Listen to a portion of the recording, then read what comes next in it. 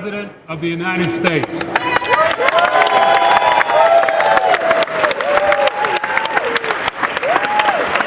I'd like the flag.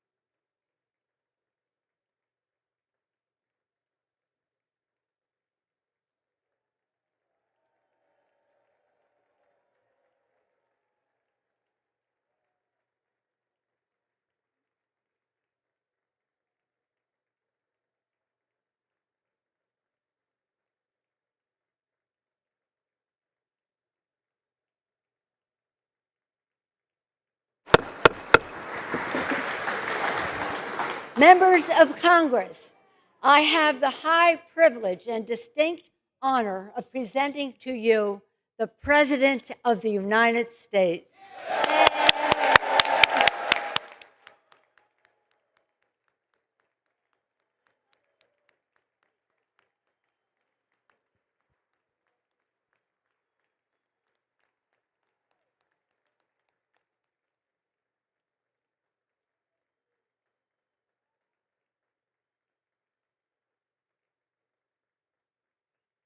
Thank you, thank you.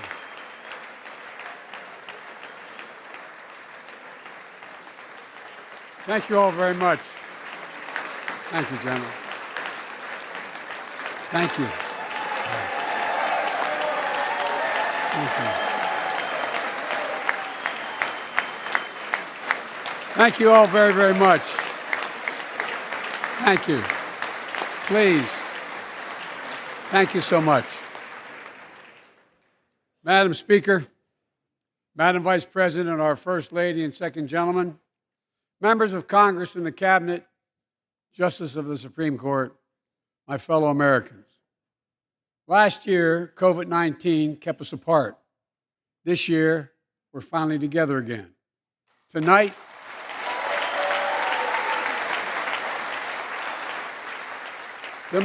we meet as Democrats and Republicans and Independents, but most importantly, as Americans, with the duty to one another, to America, to the American people, to the Constitution, and an unwavering resolve that freedom will always triumph over tyranny.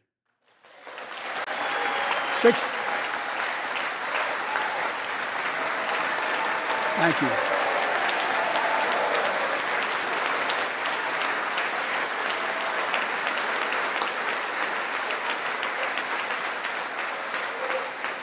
6 days ago, Russia's Vladimir Putin sought to shake the very foundations of the free world, thinking he could make it bend to his menacing ways. But he badly miscalculated. He thought he could roll into Ukraine and the world would roll over. Instead, he met with a wall of strength he never anticipated or imagined. He met the Ukrainian people.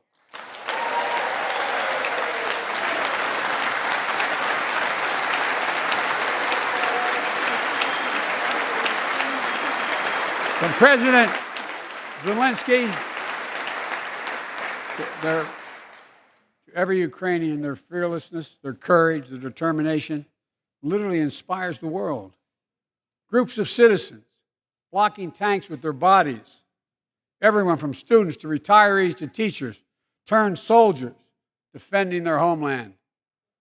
And in this struggle, President Zelensky said in his speech to the European Parliament, "Light will win over darkness." The Ukrainian ambassador to the United States is here tonight, sitting with the First Lady. Let each of us, if you're able to stand and send an unmistakable signal to the world of Ukraine. Thank you. Thank you, thank you, thank you.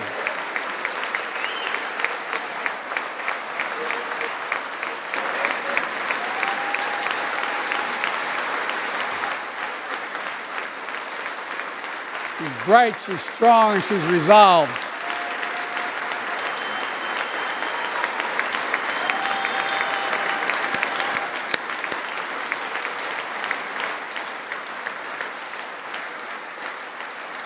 Yes, we, the United States of America, stand with the Ukrainian people. Throughout our history, we've learned this lesson. When dictators do not pay a price for their aggression, they cause more chaos. They keep moving, and the cost, the threats to America and America to the world keeps rising. That's why the NATO alliance was created, to secure peace and stability in Europe after World War II. The United States is a member, along with 29 other nations. It matters. American diplomacy matters. American resolve matters. Putin's latest attack on Ukraine was premeditated and totally unprovoked. He rejected repeated efforts at diplomacy. He thought the West and NATO wouldn't respond. He thought he could divide us at home, in this chamber, in this nation. He thought he could divide us in Europe as well. But Putin was wrong. We are ready. We are united, and that's what we did. We stayed united. We prepared extensively and carefully. We spent months building coalitions of other freedom-loving nations in Europe and the Americas, from America to the Asian and African continents, to confront Putin. Like many of you, I spent countless hours unifying our European allies. We shared with the world in advance what we knew Putin was planning and precisely how we would try to falsify and justify his aggression. We countered Russia's lies with the truth. And now that he's acted, the free world is holding him accountable, along with 27 members of the European Union, including France, Germany, Italy, as well as countries like the United Kingdom, Canada, Japan, Korea, Australia, New Zealand, and many others, even Switzerland, are inflicting pain on Russia and supporting the people of Ukraine. Putin is now isolated from the world more than he has ever been. Together,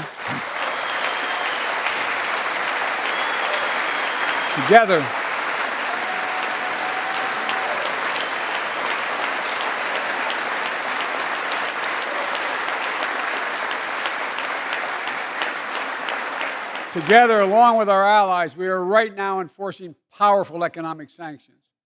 We're cutting off Russia's largest banks from the international financial system, preventing Russia's central bank from defending the Russian ruble, making Putin's $630 billion war fund worthless. We're choking Russia's access.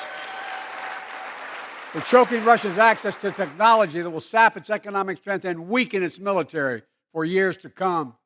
Tonight, I say to the Russian oligarchs and the corrupt leaders who built billions of dollars off this violent regime, no more. The United States, I mean it.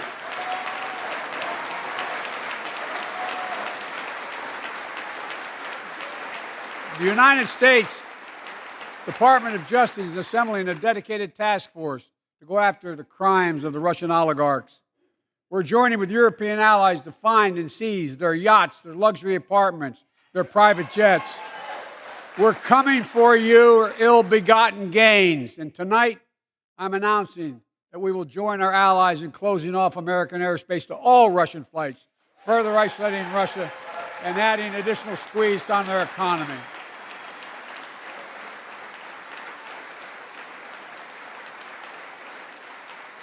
He has no idea what's coming. The ruble has already lost 30% of its value.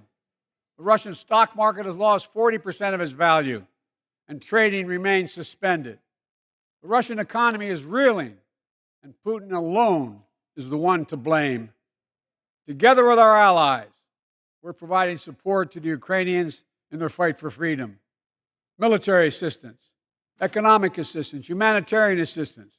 We're giving more than $1 billion of direct assistance to Ukraine, and will continue to aid the Ukrainian people as they defend their country and help ease their suffering.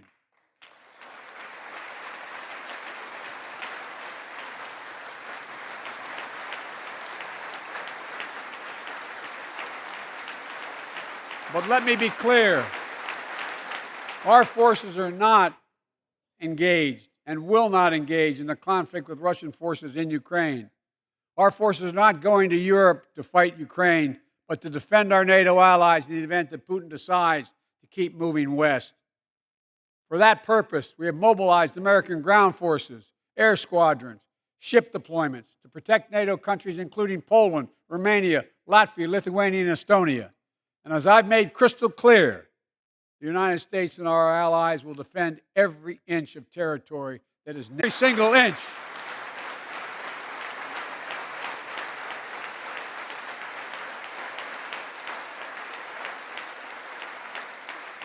And we're clear-eyed. Ukrainians are fighting back with pure courage. But the next few days, weeks, and months will be hard on them. Putin has unleashed violence and chaos. But while he may make gains on the battlefield, he'll pay a continuing high price over the long run. And a pound of Ukrainian people, proud, proud people, pound for pound, ready to fight with every inch of energy they have.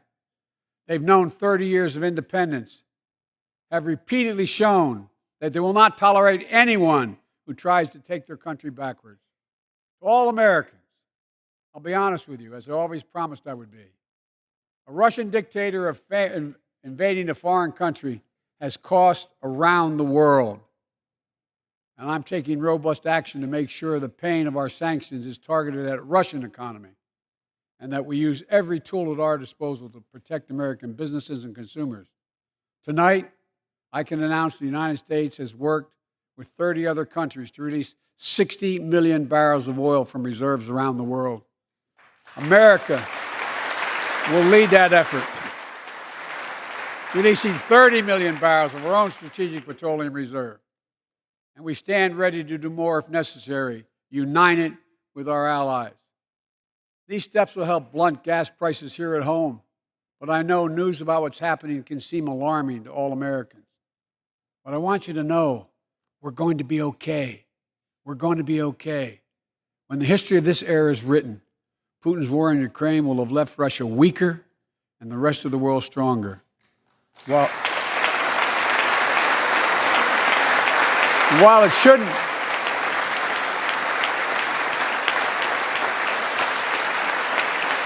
it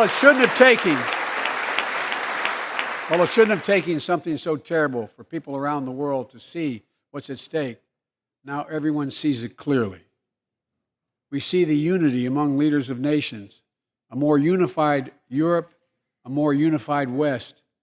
We see unity among the people who are gathering in cities and large crowds around the world, even in Russia, to demonstrate their support for the people of Ukraine.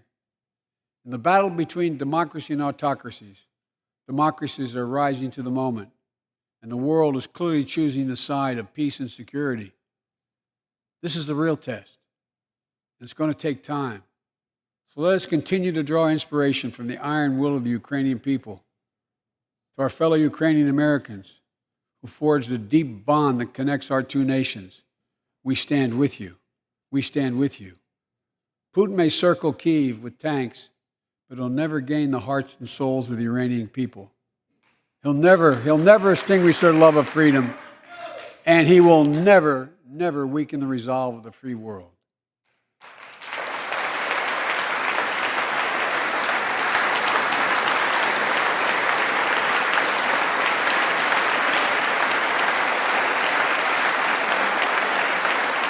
We meet tonight in an America that has lived through two of the hardest years this nation has ever faced.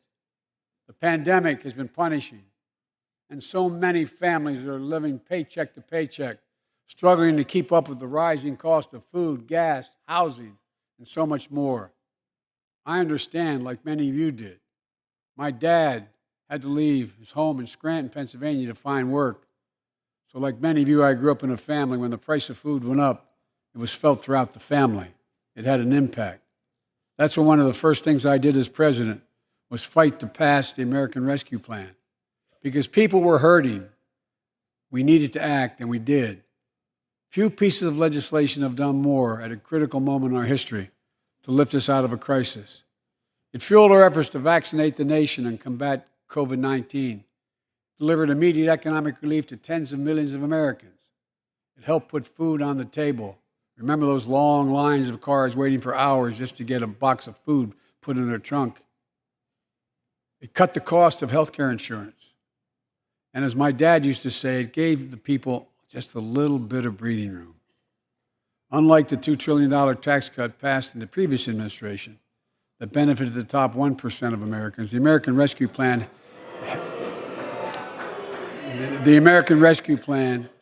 helped working people and left no one behind. Folks,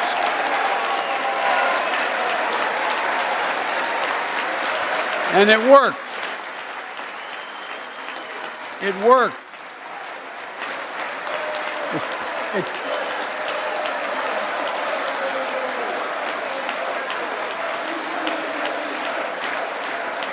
It worked. We created jobs, lots of jobs. In fact, our economy created over 6.5 million new jobs just last year. More jobs in 1 year than ever before in the history of the United States of America. The economy grew at a rate of 5.7 last year, the strongest growth rate in 40 years. And the first step in bringing fundamental change to our economy that hasn't worked for working people in this nation for too long. For the past 40 years, we were told the tax break for those at the top and benefits would trickle down and everyone would benefit. But that trickle-down theory led to a weaker economic growth, lower wages, bigger deficits, and a widening gap between the top and everyone else in nearly a century. Look, Vice President Harris and I ran for office, and I realize we have fundamental disagreements on this, but ran for office with a new economic vision for America. Invest in America, educate Americans, grow the workforce, build the economy from the bottom up and the middle out, not from the top down, because we know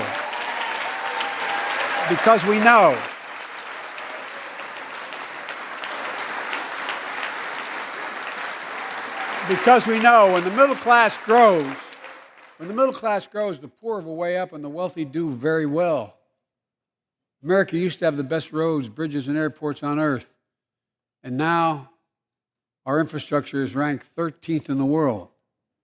We won't be able to compete for the jobs of the 21st century if we don't fix it. That's why it was so important to pass the bipartisan infrastructure law. And I thank my Republican friends who joined to invest and rebuild America, the single biggest investment in history. It was a bipartisan effort, and I want to thank the members of both parties who worked to make it happen. We're done talking about infrastructure weeks. We're now talking about an infrastructure decade. And look, it's going to transform America, to put us on a path to win the economic competition of the 21st century that we face with the rest of the world, particularly China. I've told Xi Jinping it's never been a good bet to bet against the American people. We'll create good jobs for millions of Americans, modernizing roads, airports, ports, waterways, all across America. And we'll do it to withstand the devastating effects of climate change and promote environmental justice. We'll build a national network of 500,000 electric vehicle charging stations. Begin to replace the poisonous lead pipes so every child, every American has clean water to drink at home and at school. We're going to provide affordable, high-speed internet for every American, rural, suburban, urban, and tribal communities. 4,000 projects have already been announced. Many of you have announced them in your districts. And tonight, I'm announcing that this year, we will start fixing over 65,000 miles of highway and 1,500 bridges in disrepair. And folks,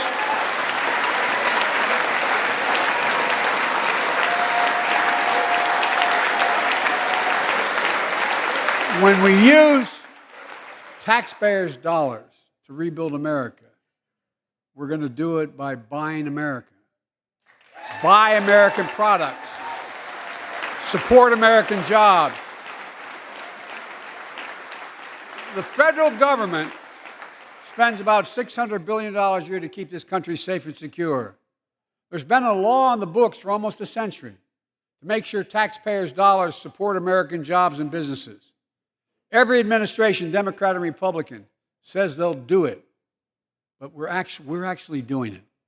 We'll buy America to make sure everything from the deck of an aircraft carrier to the steel on highway guardrails is made in America from beginning to end. All of it. All of it.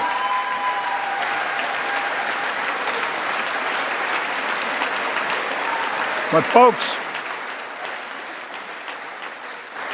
to compete for the jobs of the future, we also need a level playing field with China and other competitors.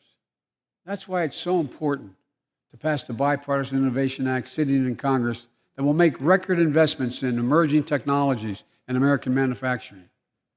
We used to invest almost 2% of our GDP in research and development. We don't now.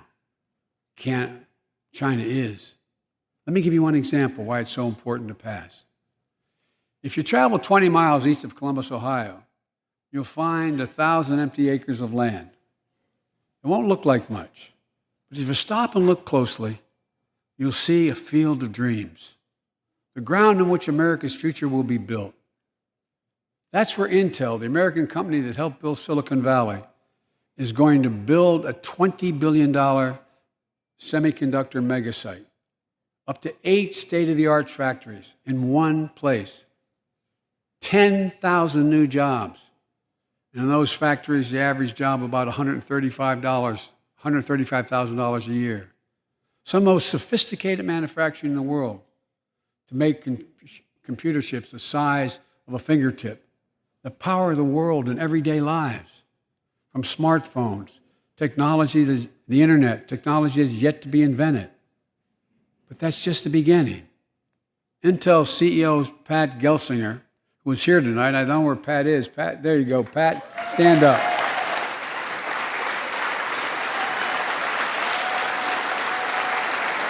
Pat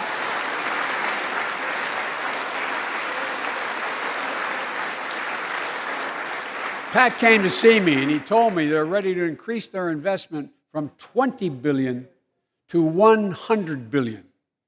That would be the biggest investment in manufacturing in American history. And all they're waiting for is for you to pass this bill. So let's not wait any longer. Send it to my desk, I'll sign it, and we'll really take off in a big way. And folks, Intel is not alone. There's something happening in America. Just look around and you'll see an amazing story. The rebirth of pride that comes from stamping products made in America. The revitalization of American manufacturing. Companies are choosing to build new factories here when just a few years ago they would have gone overseas. That's what's happening. Ford is investing $11 billion in electric vehicles, creating 11,000 jobs across the country.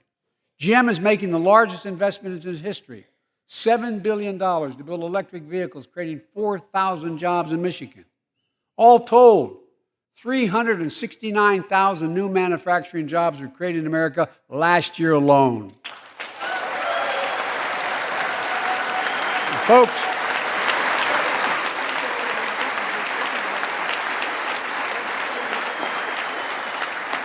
Powered by people I've met like JoJo Burgess from generations of union steelworkers in Pittsburgh, who's here with us tonight. Where are you, JoJo?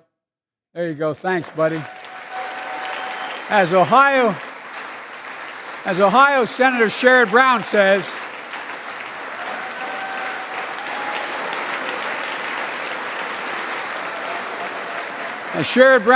it's time to bury the label Rust Belt. It's time to see the what used to be called the Rust Belt become the home of a significant resurgence of manufacturing. And with all the bright spots in our economy, record job growth, higher wages, too many families are struggling to keep up with their bills. Inflation is robbing them of gains they thought otherwise they would be able to feel. I get it. That's why my top priority is getting prices under control.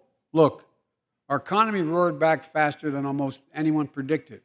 But the pandemic meant that businesses had a hard time hiring enough people because of the pandemic to keep up production in their factories. So you didn't have people making those beams that went into buildings because they were out. The factory was closed. The panic also disrupted the global supply chain. Factories closed. When that happens, it takes longer to make goods and get them to the warehouses, to the stores, and prices go up.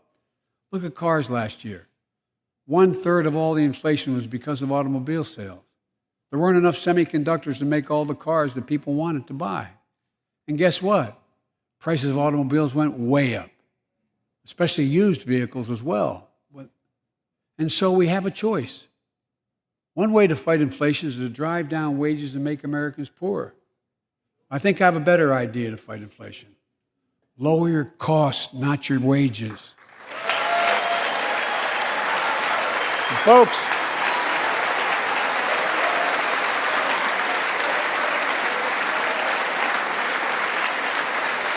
that means make more cars and semiconductors in America, more infrastructure and innovation in America, more goods moving faster and cheaper in America, more jobs where you can earn a good living in America. Instead of relying on foreign supply chains, let's make it in America. Look, economists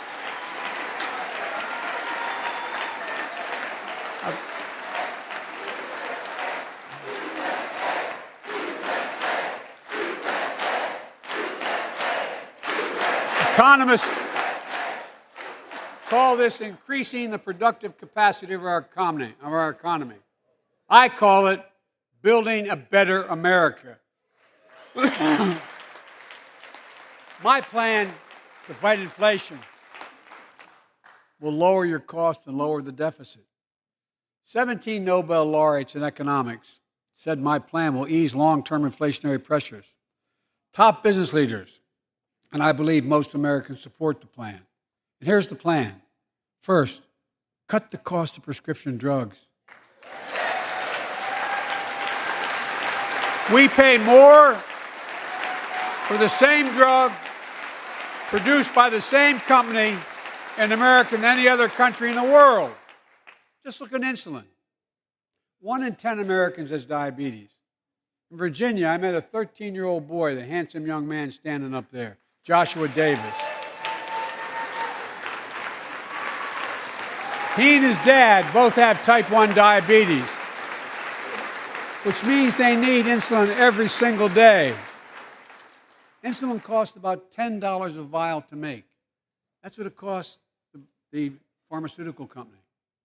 But drug companies charge families like Joshua and his dad up to 30 times that amount. I spoke with Joshua's mom. Imagine what it's like to look at your child who needs insulin to stay healthy and have no idea how in God's name you're going to be able to pay for it. What it does to your family, but what it does to your dignity, your ability to look your child in the eye, to be the parent you expect yourself to be. I really mean to think about that. That's what I think about. You know, yesterday, Joshua's here tonight, but yesterday was his birthday. Happy birthday, buddy, by the way. For Joshua, and 200,000 other young people with type 1 diabetes, let's cap the cost of insulin at $35 a month so everyone can afford it. And drug companies will do very, very well, their profit margin. While we're at it, I know we have great disagreements on this floor with this. Let's let Medicare negotiate the price of prescription drugs.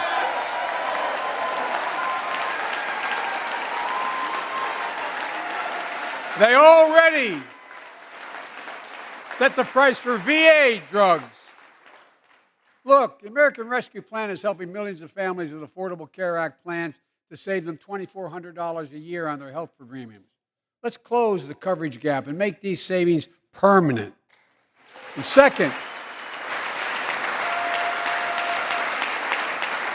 let's cut energy costs for families, an average of $500 a year by combating climate change. Let's provide an investment tax credits to weatherize your home and your business, to be energy efficient and get a tax credit for it. Double America's clean energy production in solar, wind, and so much more. Lower the price of electric vehicles, saving another $80 a month that you're not going to have to pay at the pump. Folks,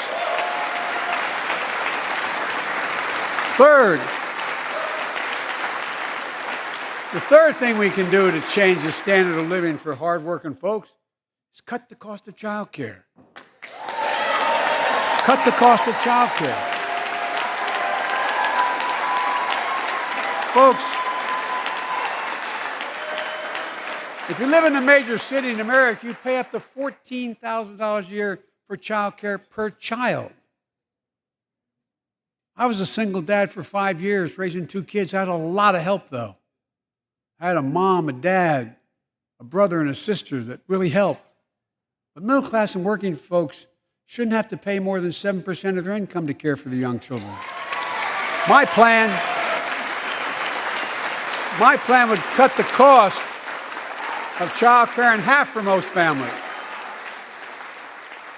and help parents, including millions of women who left the workforce during the pandemic because they couldn't afford child care, to be able to get back to work, generating economic growth.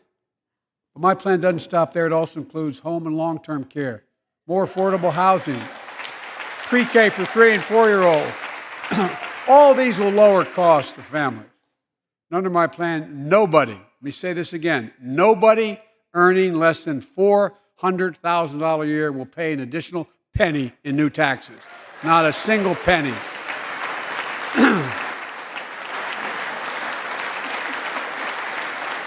I may be wrong, but my guess is if we took a secret ballot in this floor, that we'd all agree that the present tax system ain't fair.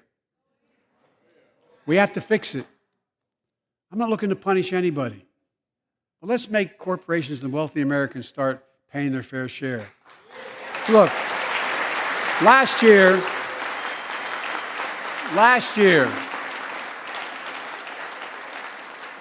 like Chris Coons and Tom Carper and my distinguished Congresswoman, we come from the land of corporate America. There are more corporations incorporated in America than every other state in America combined. And I still won 36 years in a row. The point is, even they understand they should pay just a fair share. Last year, 55 of the Fortune 500 companies earned $40 billion in profit and paid zero in federal taxes. Now look, it's not fair. That's why I proposed a 15% minimum tax rate for corporations. And that's why in the G7 and other meetings overseas, I was able to be somewhat helpful. 130 countries agree on a global minimum tax rate. So companies can't get out of paying their taxes at home by shipping jobs and factories overseas. It'll raise billions of dollars. That's why I propose closing loopholes for the very wealthy who pay a lower tax rate than a teacher and a firefighter. So that's my plan, but we'll go in more detail later. We will grow the economy, lower the cost of families. So what are we waiting for? Let's get this done. We all know we've got to make changes. Folks,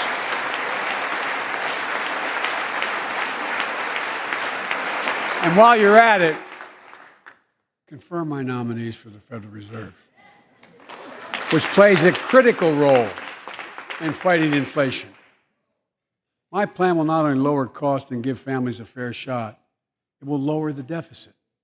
The previous administration not only ballooned the deficit with those tax cuts for the very wealthy and corporations, it undermined the watchdogs, the job of those to keep pandemic relief funds being wasted. Remember we had those debates about whether or not those watchdogs should be able to see every day how much money was being spent, where was it going to the right place? But in my administration, the watchdogs are back. And we're going to go after the criminals who stole billions of relief money meant for small business and millions of Americans. Tonight, I'm announcing that the Justice Department will soon name a chief prosecutor for pandemic fraud.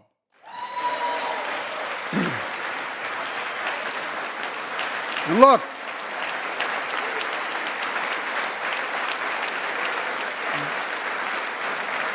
I think we all agree, thank you.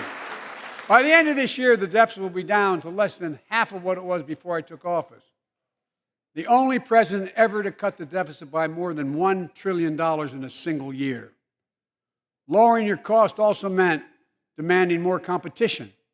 I'm a capitalist, but capitalism without competition is not capitalism. Capitalism without competition is exploitation. It drives up profits. And corporations have to compete. Their profits go up and your prices go up when they don't have to compete. Small businesses and family farmers and ranchers, I need not tell some of my Republican friends from those states. Guess what? You got 4 basic meat packing facilities. That's it. You play with them or you don't get to play at all. And you pay a hell of a lot more. A hell of a lot more because there's only 4. See what's happening with ocean carriers moving goods in and out of America. During the pandemic, about half a dozen or less foreign-owned companies raised prices by as much as 1,000% and made record profits. Tonight, I'm announcing a crackdown on those companies overcharging American businesses and consumers. And folks,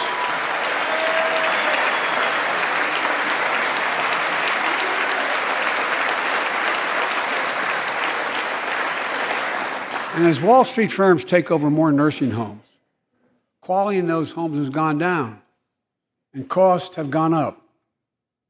That ends on my watch.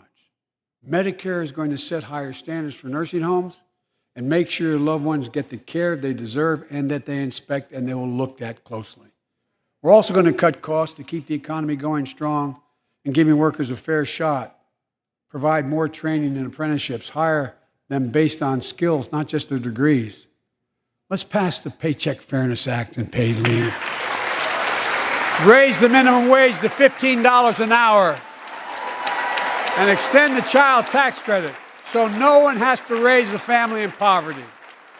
Let's increase Pell Grants, increase our historic support for HBCUs, and invest in what Jill, our First Lady who teaches full-time, calls America's best-kept secret, community colleges. Look, let's pass the PRO Act. When a majority of workers want to form a union, they shouldn't be able to be stopped. When we invest in our workers and we build an economy from the bottom up and the middle out together, we can do something we haven't done in a long time. Build a better America. For more than 2 years, COVID has impacted every decision in our lives and the life of this nation. And I know you're tired, frustrated, and exhausted. That doesn't even count the close to 1 million people who sit at a dining room table or a kitchen table and look at an empty chair because they lost somebody. But I also know this, because of the progress we've made, because of your resilience and the tools that we have been provided by this Congress, tonight I can say we're moving forward safely back to more normal routines. We've reached a new moment in the fight against COVID-19, where severe cases are down to a level not seen since July of last year. Just a few days ago, the Center for Disease Control and Prevention issued a new mask guidelines. Under the new guidelines, most Americans and most of the country can now go mask-free. And based on projections, more of the country will reach a point across the next couple of weeks. And thanks to the progress we've made in the past year, COVID-19 no longer need control our lives. I know some are talking about living with COVID-19, but tonight I say that we never will just accept living with COVID-19. We'll continue to combat the virus as we do other diseases. And because this virus mutates and spreads, we have to stay on guard. And here are 4 common sense steps as we move forward safely, in my view. First, stay protected with vaccines and treatments. We know how incredibly effective vaccines are. If you're vaccinated and boosted, you have the highest degree of protection. We'll never give up on vaccinating more Americans. Now, I know parents with kids under 5 are eager to see their vaccines authorized for their children. Scientists are working hard to get that done. We'll be ready with plenty of vaccines if and when they do. We're all ready. We are also ready with antiviral treatments. If you get COVID-19, the Pfizer pill reduces your chances of ending up in the hospital by 90%. I've ordered more pills than anyone in the world has. Pfizer is working overtime to get us 1 million pills this month and more than double that next month. And now we're launching the Test to Treat initiative. So people can get tested at a pharmacy, and if they prove positive, receive the antiviral pills on the spot at no cost. And folks, if you're immunocompromised or have some other vulnerability, we have treatments and free high-quality masks. We're leaving no one behind or ignoring anyone's needs as we move forward. On testing, we've made hundreds of millions of tests available, and you can order them for free to your doorstep. And we've already ordered free tests. If you already ordered free tests tonight, I'm announcing you can order another group of tests. Go to covidtest.gov starting next week, and you can get more tests. Second, we must prepare for new variants. Over the past, we've gotten much better at detecting new variants. If necessary, we'll be able to develop new vaccines within 100 days instead of maybe months or years. And if Congress provides the funds we need, we'll have new stockpiles of tests, masks, pills ready if needed. I can't promise a new variant won't come, but I can promise you we'll do everything within our power to be ready if it does. Third,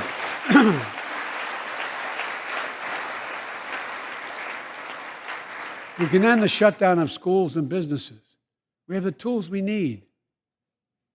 It's time for America to get back to work and fill our great downtowns again with people. People working from home can feel safe and begin to return to their offices. We're doing that here in the federal government. The vast majority of federal workers will once again work in person. Our schools are open. Let's keep it that way. Our kids need to be in school.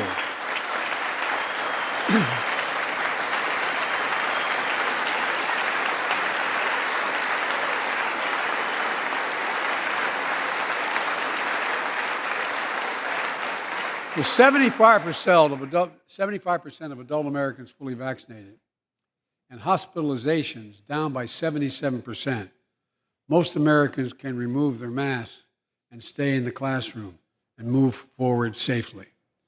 We achieved this because we provided free vaccines, treatments, tests, and masks. Of course, continuing this costs money, so I'll not surprise you. I'll be back to see you all. And I'm going to soon send a request to Congress. The vast majority of Americans have used these tools and may want again. We may need them again. So I expect Congress, and I hope you'll pass that quickly. Fourth, we'll continue vaccinating the world. We've sent 475 million vaccine doses to 112 countries, more than any nation on earth. We won't stop because you can't build a wall high enough to keep out a vaccine. The vaccine can stop the spread of these diseases. You know, we've lost so much in COVID-19. Time with one another, the worst of all, the loss of life. Let's use this moment to reset. So stop looking at COVID as a partisan dividing line. See it for what it is, a god-awful disease. Let's stop seeing each other as enemies and start seeing each other for who we are, fellow Americans. Look,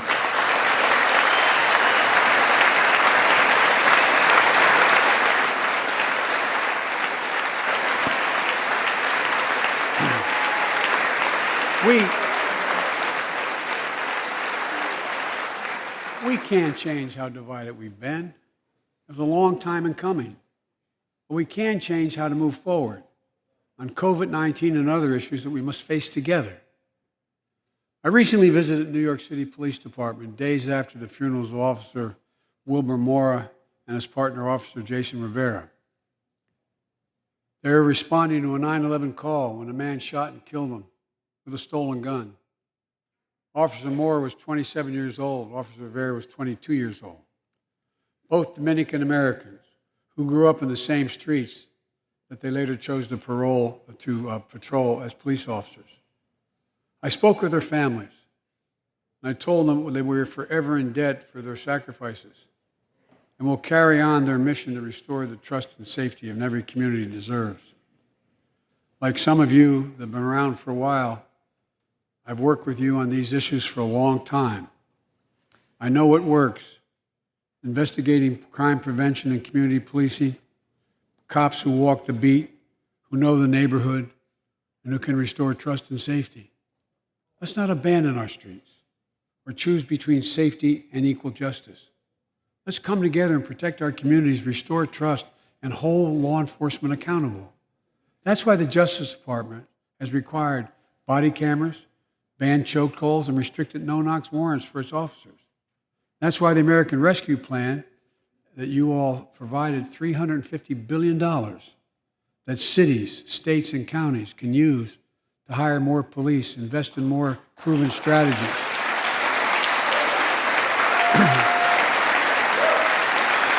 Proven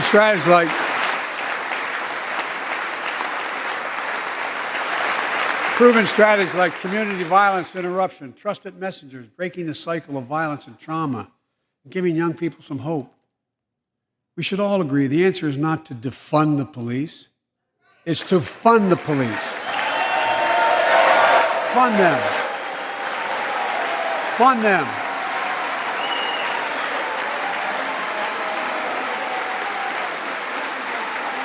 Fund them with resources and training. Resources and training they need to protect our communities. I ask Democrats and Republicans alike to pass my budget and keep our neighborhoods safe. And we'll do everything in my power to crack down on gun trafficking of ghost guns that you can buy online, assemble at home, no serial numbers, can't be traced. I ask Congress to pass proven measures to reduce gun violence. Pass universal background checks. Why should anyone on the terrorist list be able to purchase a weapon? Why? Why? And folks, ban assault weapons with high-capacity magazines that hold up to 100 rounds. You think the deer are wearing Kevlar vests? Look, repeal the liability shield that makes gun manufacturers the only industry in America that can't be sued. The only one. Imagine had we done that with the tobacco manufacturers. These laws don't infringe on the Second Amendment. They save lives. The most fundamental right in America is the right to vote and have it counted. And look, it's under assault. In state after state, new laws have been passed. Not only to suppress the vote, we've been there before, but to subvert the entire election. You can't let this happen. Tonight I call on the Senate to pass the Freedom to Vote Act, pass the John Lewis Act, Voting Rights Act. And while you're at it, pass the Disclose Act so Americans know who's funding our elections. Look, tonight, I like to honor someone who dedicated his life to serve this country. Justice Breyer, an Army veteran, constitutional scholar, retiring Justice of the United States Supreme Court. Justice Breyer, thank you for your service. Thank you, thank you, thank you. I mean it. Get up, stand, let them see you. Thank you.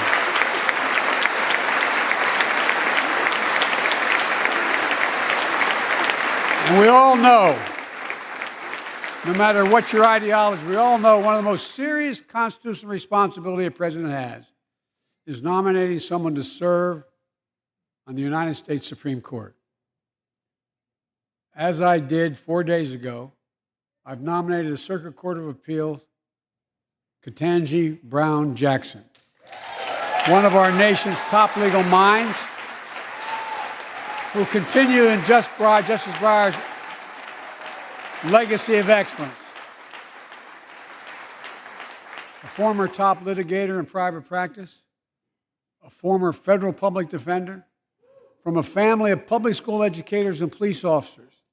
She's a consensus builder. Since she's been nominated, she's received a broad range of support, including the Fraternal Order of Police and former judges supported by Democrats and Republicans. Folks, if we're to advance liberty and justice, we need to secure our border and fix the immigration system.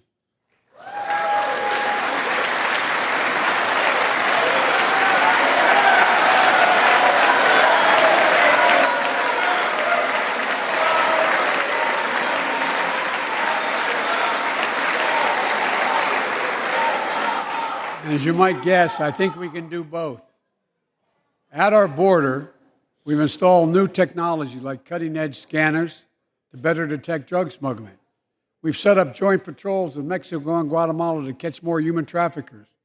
We're putting in place dedicated immigration judges in a significant larger number so families fleeing persecution and violence can have their cases heard faster, and those who don't legitimately hear can be sent back. We're screening, we're securing commitments and supporting partners in South and Central America to host more refugees and secure their own borders. We can do all this while keeping lit the torch of liberty that has led a generation of immigrants to this land, my forebears and many of yours.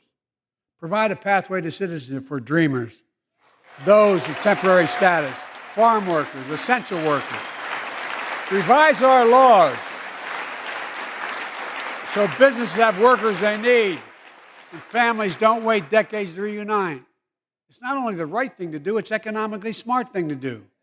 That's why the immigration reform is supported by everyone from labor unions to religious leaders to the U.S. Chamber of Commerce. Let's get it done once and for all. Folks,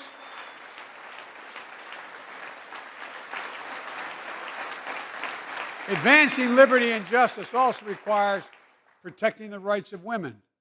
The constitutional right affirmed by Roe v. Wade, standing precedent for half a century, is under attack as never before. If you want to go forward, not backwards, we must protect access to health care, preserve a woman's right to choose, and continue to advance maternal health care for all Americans.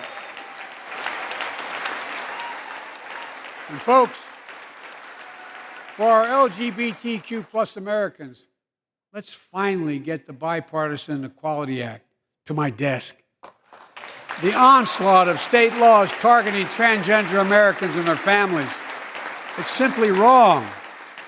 And I said last year, especially to our younger transgender Americans, I'll always have your back as your president so you can be yourself and reach your God-given potential. Folks,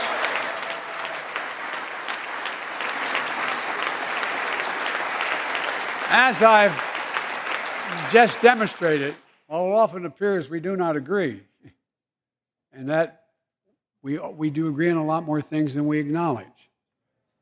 I signed 80 bipartisan bills into law last year, from preventing government shutdowns, protecting Asian Americans from still too common hate crimes, to reforming military justice, and will soon be strengthening the Violence Against Women Act that I first wrote 3 decades ago.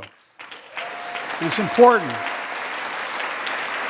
It's important for us to show the nation we can come together and do big things. So tonight I'm offering a unity agenda for the nation. 4 big things we can do together, in my view. First, beat the opioid epidemic. There's so much we can do. Increase funding for prevention, treatment, harm reduction, and recovery. Get rid of outdated rules and stop doctors prescribing treatments. Stop the flow of illicit drugs by working with state and local law enforcement to go after the traffickers. And if you're suffering from addiction, you should know you're not alone. I believe in recovery, and I celebrate the 23 million Americans in recovery. Second, let's take on mental health, especially among our children whose lives and education have been turned upside down. American Rescue Plan gave schools money to hire teachers and help students make up for lost learning. I urge every parent to make sure your school does just that. They have the money. We can all play a part. Sign up to be a tutor or a mentor. Children were also struggling before the pandemic: bullying, violence, trauma, and the harms of social media. As Frances Haugen, who is here tonight with us, has shown, we must hold social media platforms accountable for the national experiment they're conducting on our children for profit.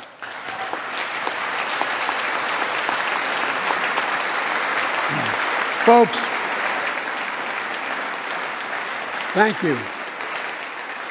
Thank you for the courage you showed. It's time to strengthen privacy protections, ban targeted advertising to children, demand tech companies stop collecting personal data on our children, and let's get all Americans the mental health services they need.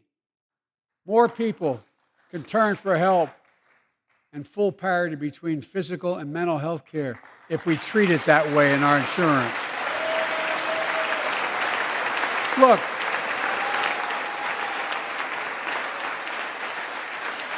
the third piece of that agenda is support our veterans. Veterans are the backbone and the spine of this country. They're the best of us. I've always believed that we have a sacred obligation to equip those we send to war and care for those in their family when they come home. My administration is providing assistance in job training, housing, and now helping lower-income veterans get VA care debt-free. And our troops in Iraq and Afghanistan have faced many dangers, one being stationed at bases breathing in toxic smoke from burn pits. Many of you have been there. I've been in and out of Iraq and Afghanistan over 40 times. These burn pits that incinerate waste, the waste of war, medical and hazardous material, jet fuel, and so much more. And they come home, many of the world's fittest and best trained warriors in the world. Never the same. Headaches, numbness, dizziness. A cancer that would put them in a flag-draped coffin. I know. One of those soldiers was my son, Major Bo Biden. I don't know for sure if the burn pit that he lived near, that his hooch was near, in Iraq and earlier than that in Kosovo, is the cause of his brain cancer, the disease of so many other troops. But I am committed to find out everything we can, committed to military families like Danielle Robinson from Ohio, the widow of Sergeant First Class Heath Robinson. He was born a soldier, Army National Guard, combat medic in Kosovo and Iraq, stationed near Baghdad, just yards from burn pits the size of football fields. Danielle is here with us tonight. They love going to Ohio State football games.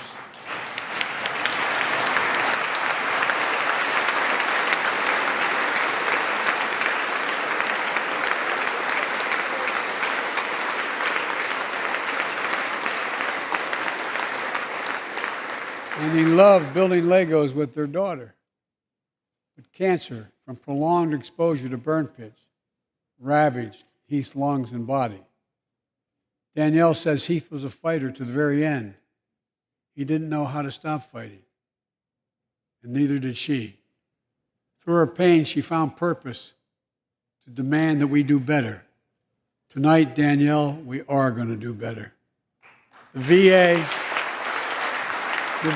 is pioneering new ways of linking toxic exposure to disease, already helping more veterans get benefits. And tonight, I'm announcing we're expanding eligibility to veterans suffering from 9 respiratory cancers.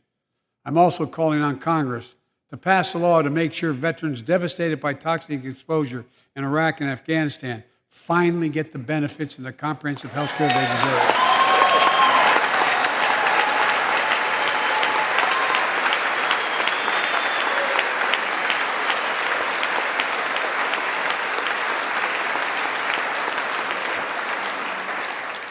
And fourth and last, let's end cancer as we know it. This is personal.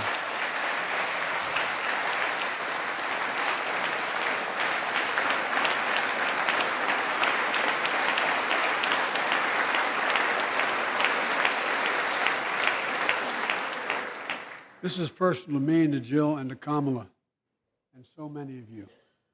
So many of you have lost someone you love. Husband, wife, son, daughter, mom, dad. Cancer is the number 2 cause of death in America, second only to heart disease. Last month, I announced the plan to supercharge the cancer moonshot that President Obama asked me to lead 6 years ago.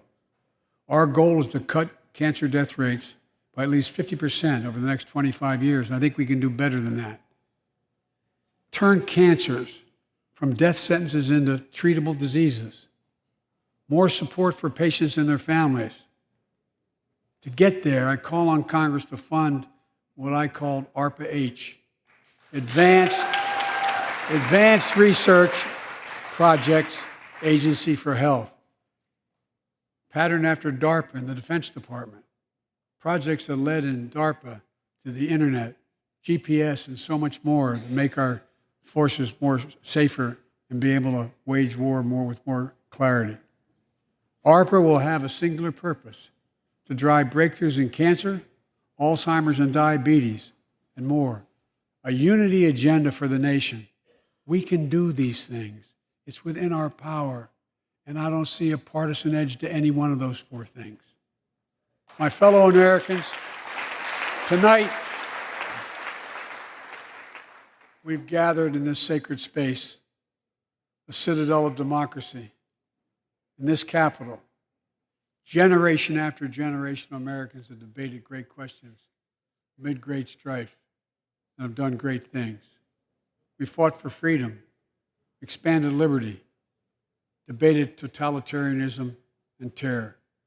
We built the strongest, freest, and most prosperous nation the world has ever known. Now is the hour, our moment of responsibility, our test of resolve and conscience, of history itself. It is in this moment that our character of this generation is formed. Our purpose is found. Our future is forged. Well, I know this nation. We'll meet the test, protect freedom and liberty, expand fairness and opportunity, and we will save democracy. As hard as those times have been, I'm more optimistic about America today than I've been my whole life, because I see the future that's within our grasp, because I know there's simply nothing beyond our capacity. We're the only nation on earth that has always turned every crisis we faced into an opportunity. The only nation that can be defined by a single word: possibilities. So on this night, on our 245th year as a nation, I've come to report on the state of the nation, the State of the Union. And my report is this: the State of the Union is strong because you, the American people, are strong. We are stronger today. We are stronger today than we were a year ago. And we'll be stronger a year from now than we are today. This is our moment to meet and overcome the challenges of our time. And we will, as one people, one America, the United States of America. God bless you all, and may God protect our troops. Thank you. Go get him.